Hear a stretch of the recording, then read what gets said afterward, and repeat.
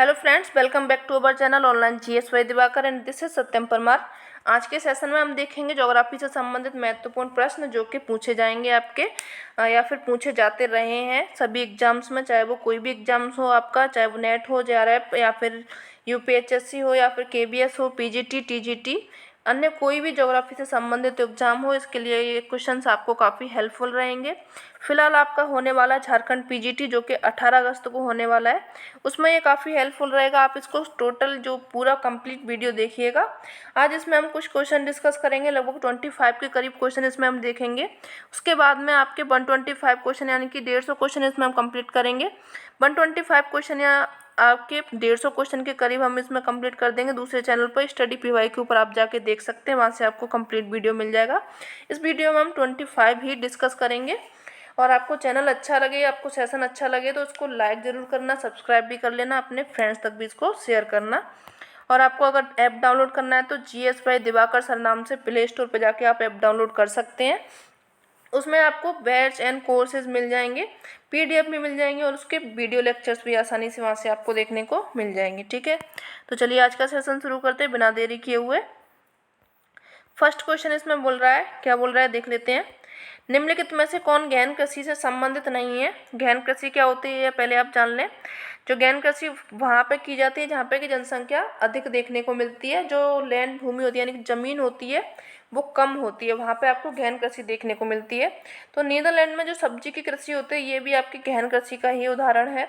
दक्षिण पूर्वी एशिया में चावल की कृषि की जाती है, ये भी गहन कृषि का ही उदाहरण है। कनाडा में जो गेहूं की कृषि होती है ये आपकी गहन कृषि नहीं होती है, क्योंकि कनाडा में आप देखोगे तो जनसंख्या कम है। वहाँ पर जो गेहूं की कृषि की जाती है कैसी की जाती है? विस्तृत की जाती है। कैसी की जाती है? विस्तृत जगह पर की जाती है गेहूं की कृषि, यहाँ पे होती है जो कनाडा में। तो सी ऑप्शन आपका सही हो जाएगा, क्योंकि यहीं पर गहन कृषि से संबंधित नहीं है। बाकी कैलिफोर्निया में फलों की कृषि किससे संबंधित है? तो कैलिफोर्निया की जो फलों की कृषि है वो भी गहन कृषि का ही आपका उदाहरण है। सी ऑप्शन इसमें सही हो जाएगा। कनाडा में गेहूं की कृषि विस्तृत होती है, ना कि गहन। नेक्स्ट क्वेश्चन देखते हैं। निम्नलिखित राज्यों में से किसकी सबसे लंबी तटरेखा है? अगर पूछा जाए भारत के राज्यों में तो सबसे लंबी तटरेखा आपकी गुजरात की होती है, लेकिन यहाँ पे ऑप्शन नहीं दिया गया है गुजरात के अलावा यहाँ पे ऑप्शन दिए गए हैं तमिलनाडु दिया गया है, महाराष्ट्र दिया गया है, आंध्र प्रदेश, कर्नाटक। तो इन सब में जो आपकी तटरेखा सबसे लंबी होती है वो होती है तमिलनाडु की। कितनी है? 1000 किलोमीटर की तटरेखा आपको देखने को मिल जाएगी तमिलनाडु की। उसके बाद में अगर पूछा जाए तो ये होती है इसमें आपकी आंध्र प्रदेश की, जो कि आपको 960 कितनी 960 किलोमीटर की तटरेखा आंध्र प्रदेश की देखने को मिल जाएगी। ठीक है, चलिए नेक्स्ट क्वेश्चन देखते हैं। उत्तर प्रदेश की जनसंख्या अधिक है, ये देश के नाम दिए गए हैं और ये अपने उत्तर प्रदेश जिला दिया गया है, राज्य दिया गया है। तो इसकी जनसंख्या कौन से देश से अधिक है ये इसमें पूछा गया है। तो उत्तर प्रदेश की जनसंख्या अधिक है आपके पाकिस्तान से। उत्तर प्रदेश की अगर आप जनसंख्या देखना चाहो तो जनसंख्या है उत्तर प्रदेश की 16.6 करोड़ जनसंख्या उत्तर प्रदेश की है। जबकि जो ब्राज़ील है, ब्राज़ील की जनसंख्या आपको 17.1 करोड़ देखने को मिल जाएगी। 17.01 करोड़ ये ब्राज़ील को देखने को मिल जाएगी। इंडोनेशिया में जो जनसंख्या काफ़ी कम है, 2.2 करोड़ है।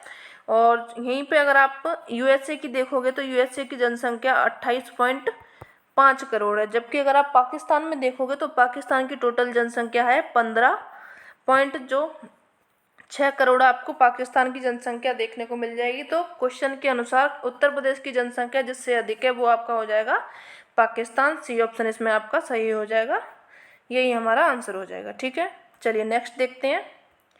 निम्नलिखित में से कौन सा नगर जापान का पिट्सबर्ग कहलाता है? जापान का पिट्सबर्ग इसको बोला जाता है, तो वो बोला जाता है आपका युवाटा को, जो कि प्रसिद्ध है लौह इस्पात उद्योग के लिए, काफ़ी प्रसिद्ध है, इसी के कारण इसको बोला जाता है जापान का पिट्सबर्ग, इसको बोला जाता है। ठीक है, चलिए नेक्स्ट देखते हैं। फिफ्थ क्वेश्चन आपका देखते हैं। इसमें भारत में निम्नलिखित नदियों में कौन सी एस्चुरी यानी कि ज्वार नद मुख बनाती है? इसमें ज्वार नद मुख होता क्या है? जो डायरेक्ट किसी सागर में जाकर गिरती हैं, यानी कि इसमें कोई मुहाना नहीं बनता है उनका, और ना ही कोई डेल्टा वगैरह बनाती हैं, सीधे जाकर के वो गिरती हैं सागर में, या फिर जो गिरती है आपके अरब सागर में ये नर्मदा नदी गिरती है। बी ऑप्शन इसमें आपका सही हो जाएगा। नर्मदा नदी के जो आपको एस्चुरी बनाती है डायरेक्ट जाकर के किस में गिरती है? ये अरब सागर में जाकर के ये गिरती है। ठीक है, नेक्स्ट देखते हैं। इसके अलावा एक और नदी है जो कि आपकी एस्चुरी बनाती है, वो बनाती है आपकी ताप्ती या फिर तापी नदी जो है आपकी, वो क्या बनाती है? एस्चुरी बनाती है। ये दो नदियाँ काफ़ी पूछी जाती हैं, तो नर्मदा और तापी है जो कि एस्चुरी बनाती हैं, बाकी की ये नदियाँ डेल्टा का निर्माण करती हैं। गोदावरी हो गई, कृष्णा हो गई, कावेरी हो गई, ये सब नदियाँ क्या बनाती हैं? डेल्टा। ठीक है, ग्रोजनी प्रसिद्ध उत्पादक है। जो ग्रोजनी है वो कहाँ का उत्पादक है या फिर काय का उत्पादक है? तो ये है आपका पेट्रोलियम का उत्पादक है। काफ़ी जो ये है कहाँ का? ये आपका सोवियत संघ का है। ग्रोजनी कहाँ का प्रसिद्ध है क्षेत्र? सोवियत संघ का है ये। ठीक है, सोवियत संघ का प्रसिद्ध है। किसके लिए? ये पेट्रोलियम का उत्पादक है, जो कि काकेशस पर्वत के कहाँ पे? उत्तर में आपको देखने को मिल जाएगा। पर्वत याद रखेंगे, काकेशस, ये। ठीक है, काकेशस पर्वत के उत्तर में आपको देखने को मिल जाएगा ग्रोजनी, जो कि कहाँ पे है? सोवियत संघ में है। पेट्रोलियम का ये उत्पादक है। नेक्स्ट क्वेश्चन देख लेते हैं। भारत में अधिक सुरक्षित सिंचाई प्रदान की जाती है। तो भारत में जो अधिक सुरक्षित या फिर सबसे ज़्यादा जो सिंचाई की जाती है, किसके द्वारा की जाती है? तो ये आपकी सिंचाई की जाती है भारत में नलकूपों के द्वारा सबसे ज़्यादा सिंचाई की जाती है।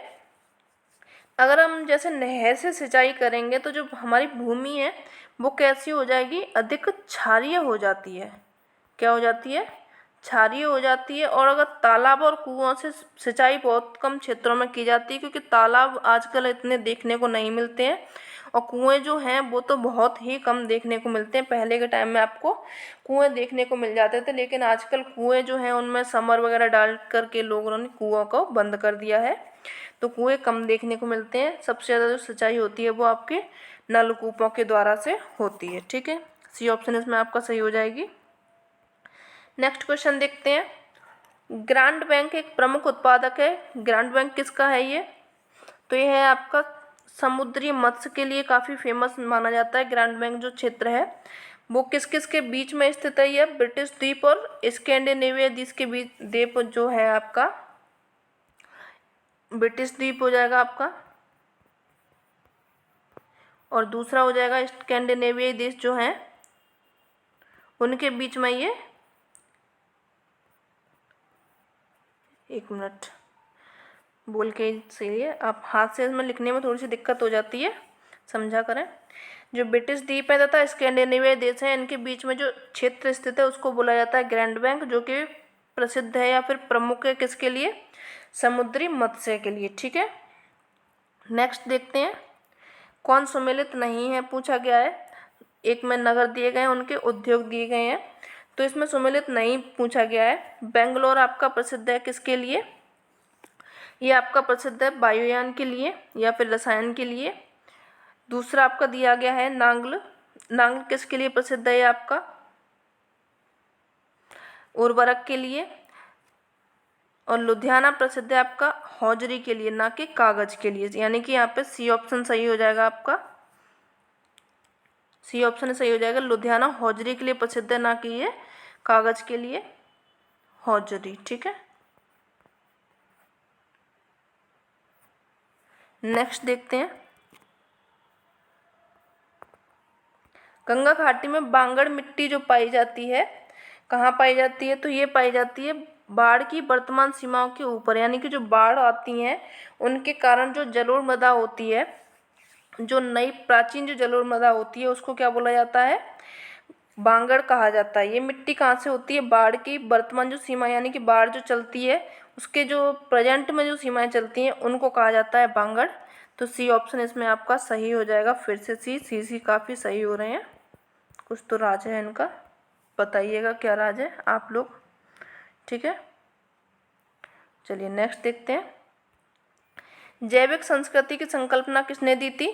जैविक संस्कृति की संकल्पना आपकी दी थी एफ रेडजिल ने, या फिर फ्रेडरिक रेडजिल इनका पूरा नाम है। क्या नाम है इनका? फ्रेडरिक रेडजिल। ठीक है, एक मिनट थोड़ा सा। नेक्स्ट क्वेश्चन देखते हैं। निम्नलिखित जलवायुगत आंकड़े नीचे दिए गए हैं, किसी वनस्पति प्रदेश में दशाओं को प्रतिबिंबित करते हैं। ये देखिए आपका तापक्रम दिया गया है, यहाँ पे वर्षा दी गई है। जनवरी में यहाँ पे 23.5 डिग्री में जो तापक्रम है 7.9 यहाँ पे वर्षा होती है, ये आपकी वर्षा की दी गई है, महीने दिए गए हैं। तो ये आपको स्थिति कहाँ पे देखने को मिलेगी, ये इसमें पूछा गया है। तो ये स्थिति आपको देखने को मिलेगी सवाना क्षेत्र में, ये आपको स्थिति देखने को मिलेगी। ठीक है, नेक्स्ट क्वेश्चन देखते हैं। निम्नलिखित में से कौन सा अंटार्कटिका वृत्त के अंदर स्थित नहीं है। तो इसमें पूछा गया कौन सा जो क्षेत्र है वो कि अंटार्कटिका वृत्त के अंदर में स्थित नहीं आता है। तो वो है आपका फॉकलैंड द्वीप। कौन सा है, फॉकलैंड द्वीप है। ये कहाँ पर स्थित है, 55 डिग्री, किस पर, 55 डिग्री अक्षांश पर ये स्थित है। और जो बाकी के आपके दिए गए हैं, रॉस सागर दिया है, अलेक्जेंडर द्वीप दिया है, बेडल सागर दिया है, ये सब कहाँ पर स्थित है, आपके अंटार्कटिका वृत्त के अंदर, यानी कि 66.5 डिग्री जो वृत्त है आपका अक्षांश है, यहाँ पर इसके बीच में ये स्थित है। वहाँ से लेकर के ध्रुवों तक की स्थिति में जब पहुँचते हैं, इनके बीच में ये वाले सभी द्वीप पाए जाते हैं, छोड़ के किसको, फॉकलैंड द्वीप को। ठीक है, ये आपके सी ऑप्शन इसमें सही हो जाएगा, फिर से सी है। चलिए नेक्स्ट देखते हैं।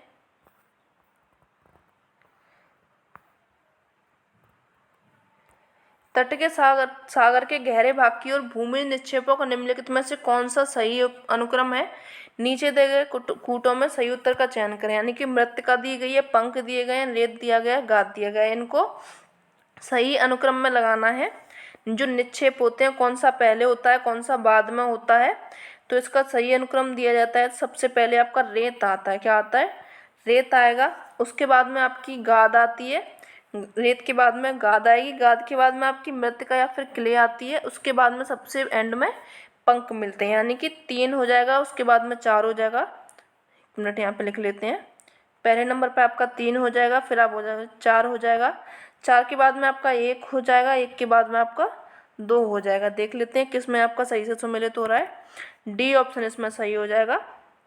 सबसे पहले रेत, उसके बाद में गाद, उसके बाद में मृत्तिका यानी क्ले, उसके बाद में पंख बनेंगे, ये इसका सही क्रम हो जाएगा। डी ऑप्शन इसमें आपका सही हो जाएगा। ठीक है, चलिए नेक्स्ट देखते हैं। निम्नलिखित में से कौन सी प्रक्रिया वायुमंडल के ऊष्मन में सबसे कम महत्व की है। तो सबसे कम महत्व की जो ऊष्मन है वो है आपका कौन है, संचालन। क्या है ये, वायुमंडल के ऊष्मन में सबसे कम महत्व इसमें होता है संचालन के द्वारा। बाकी की संचालन, संवहन, संघनन की प्रसुप्त अवस्था होती है। इसमें ऊष्मा का जो विकिरण होता है, भौमिक विकिरण की इसमें भूमिका होती है। किसकी होती है, भौमिक विकिरण की होती है, संवहन की भी होती है और संघनन की भी होती है, बजाय किसके, संचालन के। ठीक है, तो ए ऑप्शन इसमें सही हो जाएगा। नेक्स्ट देखते हैं। भारत में सर्वाधिक मोटा कोयला स्तर पाया जाता है। तो मोटा कोयला आपका कहाँ पे पाया जाता है, एक मिनट, हाँ, भारत में सर्वाधिक मोटा कोयला स्तर ये पाया जाता है आपका, तो ये पाया जाता है आपका ए, इसमें ए हो जाएगा, झरिया कोयला में पाया जाता है। झरिया कहाँ पे आपका, झरिया देखने को मिलेगा झारखंड में, इसमें सबसे ज़्यादा मोटा कोयला स्तर पाया जाता है झारखंड, ये काफ़ी प्रसिद्ध भी है कोयले के लिए। नेक्स्ट देखते हैं। निम्नलिखित में से किसका सुमेलित नहीं है। तो इसमें आपके जेड 1 मिनट, पता नहीं क्या हो गया आज गले में, दिक्कत ही दे रहा है। चलिए, पता नहीं आज क्या हो गया, गले में बार बार अटक ही रहा है। बेलाडीला आपका मध्य प्रदेश में है, तो यही ऑप्शन आपका सही हो जाएगा, क्योंकि बेलाडीला आपको देखने को मिलेगा छत्तीसगढ़ में, ना कि मध्य प्रदेश में। ठीक है, यहाँ से आपका सही हो जाएगा। बाकी चिकमंगलूर आपको कर्नाटक में देखने को मिल जाएगा, मयूरभंज आपको उड़ीसा में देखने को मिलेगा, सिंहभूमि आपको झारखंड में देखने को मिल जाएगी। तो यह 17 में आपका सही हो जाएगा, ए ऑप्शन बेलाडीला सही हो जाएगा। नेक्स्ट देखते हैं।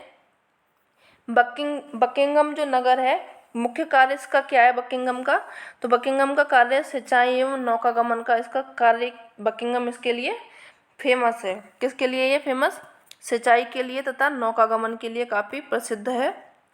ये जो इसका नहर का निर्माण कहाँ पे किया गया है, तो इसका निर्माण किया गया है बकिंगम नहर का या फिर नगर का, इसका किया गया है दक्षिण भारत में। कहाँ पे किया गया है, दक्षिण भारत में। आप जाओगे तो वहाँ पे आपको देखने को मिल जाएगा। ठीक है, नेक्स्ट देखते हैं। चलिए आगे बढ़ेंगे। आज हम टोटल 25 क्वेश्चन करेंगे, बाकी के आपको 150 क्वेश्चन कल मिल जाएंगे आपके दूसरे वाले चैनल पर, स्टडी PYQ, आप उस पर जाकर के देख सकेंगे। महासागरीय पृष्ठीय धाराओं की प्रवाह दिशा में मौसमी उत्क्रमण होता है, किसके कारण होता है ये, ये होता है आपका उत्तरी जो हिंद महासागर है उसके कारण महासागरीय पृष्ठ धाराओं के प्रभाव में मौसमी उत्क्रमण देखने को मिलता है। ठीक है, चलिए नेक्स्ट देखते हैं। ये आपके खनिज दिए गए हैं, उनसे संबंधित स्थान दिए गए हैं, तो कौन सा कहाँ पे ये इसमें हमें मिलाना है। तांबा आपका मिलता है, तांबा आपको पता होगा खेतड़ी में मिलता है। खेतड़ी कहाँ पे आपका राजस्थान में मिलता है। ये लोअयस्क आपको देखने को मिल जाएगा कुद्रेमुख में, ये आपके कर्नाटक में हो जाएगा। मैग्नीज आपको अधिक देखने को मिल जाएगा बालाघाट जो कि एमपी में है। अभ्रक मिल जाएगा आपका कोडरमा में, यानी कि इसका ऑप्शन सही हो जाएगा हमारा। ए का हो जाएगा इसमें 4, बी का हो जाएगा इसमें 1 और मैग्नीज का इसमें सी का हो जाएगा 2 और अभ्रक का हो जाएगा 3rd। 4 1 3 2 कहाँ पे बन रहा है हमारा, डी ऑप्शन इसमें शायद बन रहा है, देख लेते हैं। 4 1 3 2 हमारा बन रहा है, डी में बन रहा है, यानी कि ये हमारा सही ऑप्शन हो जाएगा। एक बार फिर से देख लें आप। तांबा आपको मिल जाएगा कहाँ पे, खेतड़ी में। लोअयस्क मिल जाएगा आपको कुद्रेमुख में। मैग्नीज मिल जाएगा आपका बालाघाट में और अभ्रक मिल जाएगा कोडरमा में। ये हो गए आपके सही सुमेलित, डी ऑप्शन इसमें सही हो जाएगा। आप इसको लिख लें या फिर नोट्स में बना लें, रिवाइज यहीं से करना चाहें तो यहीं से कर लें, आपकी इच्छा है। ठीक है, चलिए नेक्स्ट देखते हैं। ये आपके सूची दी गई है, संकल्पना किसने दी थी, इनके प्रस्तावक के नाम दिए गए हैं, तो इनको देख लेते हैं। अम्लैंड की जो संकल्पना दी थी वो दी थी आपकी आंद्रे एलिस ने, या फिर इनका पूरा नाम आंद्रे एलेक्स भी इनको कभी कभी बोला जाता है। भू राजनीति जो शब्द दिया था या फिर इनकी संकल्पना दी थी वो दी थी आपकी के जेलिन ने या फिर जेलिन ने दी थी। कृषि प्रारूप ये दिया था आपका कोस्ट्रोविस्की ने। किसने दिया था, ये कोस्ट्रोविस्की ने। और जनांकीय संक्रमण सिद्धांत दिया था, ये आपका दिया था पीटर हेगेट ने। इस हिसाब से आपकी जो सही से संरचना बन रही है, ए का हो जाएगा 3, बी का हो जाएगा 1, सी का हो जाएगा 2 और डी का हो जाएगा 4। 3 1 2 4 आपकी सही से बन रही है, यानी कि इसकी सूची हो जाएगी ए ऑप्शन इसमें सही हो जाएगा आपका। आप देख लें ध्यान से, इनको आप लिखना चाहें तो लिख लें। ठीक है, ए ऑप्शन यहाँ पे आपका सही से बन रहा है। चलिए नेक्स्ट देखते हैं। नेक्स्ट भी दिया गया है आपका प्रक्रम दिए गए, उनके स्थल रूप दिए गए हैं, किसके द्वारा क्या बनता है। तो इसमें बनेगा आपका स्थायी तुषार जो बनता है वो पिंगो के कारण बनता है। स्थल रूप स्थायी तुषार से क्या बनता है, पिंगो बनता है। और पटल निरूपण बनता है आपका किसके कारण, ये बनता है आपका होस्ट के। प्रवाहित जल से बनता है, क्या बनता है, बाढ़ग्रस्त मैदान आपका प्रवाहित जल के द्वारा बनेगा। और समुद्री तरंगें जो बनती हैं उन समुद्री तरंगों से क्या बनता है आपका स्टैक बनता है। तो इसमें आपका सही ऑप्शन हो जाएगा, ए का हो जाएगा 2, बी का हो जाएगा यहाँ पे 4, सी का हो जाएगा 1 और डी का हो जाएगा 3rd, यानी कि 2 4 1 3 इसमें आपका सही हो जाएगा। इसमें भी ए ऑप्शन फिर से सही हो जाएगा, 2 4 1 3 आपका सही से सुमेलित है। ठीक है, चलिए नेक्स्ट देखते हैं। निम्नांकित भूगर्भिक समस्याओं का सही कालानुक्रम दिए गए कूटों को चुनिए। तो ये भूगर्भिक समस्याएं, उनका कालानुक्रम पूछा गया है कि कौन पहले आया था कौन बाद में आया है। तो इसको जो सही से सुमेलित हो जाएगा वो हो जाएगा आपका, यहाँ पे आपका दिया गया है, देख लेते हैं ऑप्शन इसमें कूट में दिया गया होगा। ये आपके कूट में दिए गए हैं, चलो इनको पहले से सही से सुमेलित कर लेते हैं।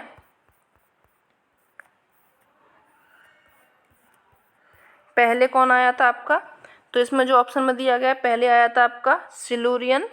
सिलूरियन के बाद में आया था आपका डिवोनियन। डिवोनियन के बाद में आपका आया था कार्बोनिफेरस, यानी कि 1 हो जाएगा, 4 हो जाएगा, 2 हो जाएगा, उसके बाद में आपका 3 हो जाएगा, यानी 1 4 2 3 पर्मियन उसके बाद में आ जाएगा। चलिए देखते हैं 1 4 2 3 कौन से पर सुमेलित हो रहा है हमारा, उसको देख लेते हैं। 1 4 2 3 हमारा हो रहा है डी पर, तो डी ऑप्शन इसमें सही हो जाएगा। पहले आया था आपका सिलूरियन, उसके बाद में आया था आपका डिवोनियन, उसके बाद में कार्बोनिफेरस और फिर पर्मियन, ये आपके सही हो जाएंगे। अगर सही से युग देखा जाए जो 6 एपॉक हैं हमारे वो कौन कौन से हैं, तो उसमें हो जाएगा सबसे पहले कैम्ब्रियन, फिर उसके बाद में ऑर्डोविशियन, सिलूरियन। ये जो आपके पीरियड दिए गए हैं किसके हैं, पैलियोजोइक के दिए गए हैं, इनके युग दिया गया था, पूछा गया था, तो ये आपका हो जाएगा कैम्ब्रियन। कैम्ब्रियन के बाद में आ जाता है ऑर्डोविशियन। ऑर्डोविशियन के बाद में आपका आता है सिल्यूरियन, सिल्यूरियन के बाद में डिवोनियन, डिवोनियन के बाद में आपका कार्बोनिफेरस युग आया, और कार्बोनिफेरस के बाद में आया आपका पर्मियन। ठीक है, चलिए नेक्स्ट देखते हैं। निम्नलिखित में से कौन सा रूपांतरित चट्टान नहीं है? रूपांतरित जो चट्टानें नहीं है वो हो जाएंगी आपकी ग्रेनाइट चट्टानें, ये रूपांतरित नहीं है, इन्हीं का रूपांतरण होके अन्य सभी जो चट्टानें बनती हैं। तो डी ऑप्शन इसमें आपका सही हो जाएगा। ये जो चट्टान है वो किसका उदाहरण है? ये आपका उदाहरण है आग्नेय चट्टानों का। किसका उदाहरण है ये? आग्नेय चट्टानों का ये उदाहरण है, बाकी के रूपांतरित हैं ये। ठीक है, चलिए नेक्स्ट देखते हैं। 25 क्वेश्चन आज हम करेंगे टोटल। निम्नलिखित मिट्टियों में से किसमें विकसित मिट्टी पाशविका मिलती है ये आपकी? तो ये किसमें मिलती है? जलोढ़ मृदा में मिलती है। इसमें सबसे ज़्यादा मिट्टी पाशविका मिलती है। ए ऑप्शन इसमें आपका सही हो जाएगा। तो आज के सेशन में सिर्फ इतना ही, बाकी का सेशन हम कल देखेंगे। अगर आपको टोटल क्वेश्चन पूरे देखने हैं, 150 क्वेश्चन इसमें हम आपको कराएंगे, तो आप दूसरे चैनल पर जाके देख सकते हैं। स्टडी PYQ नाम से आपको चैनल है, उसको आप सब्सक्राइब कर लें। एंड ये जो सेशन आपको अच्छा लगा हो तो इसको भी लाइक करें, सब्सक्राइब करें, अपने फ्रेंड्स तक इसको शेयर करें। मिलते हैं नेक्स्ट सेशन में, तब तक के लिए धन्यवाद।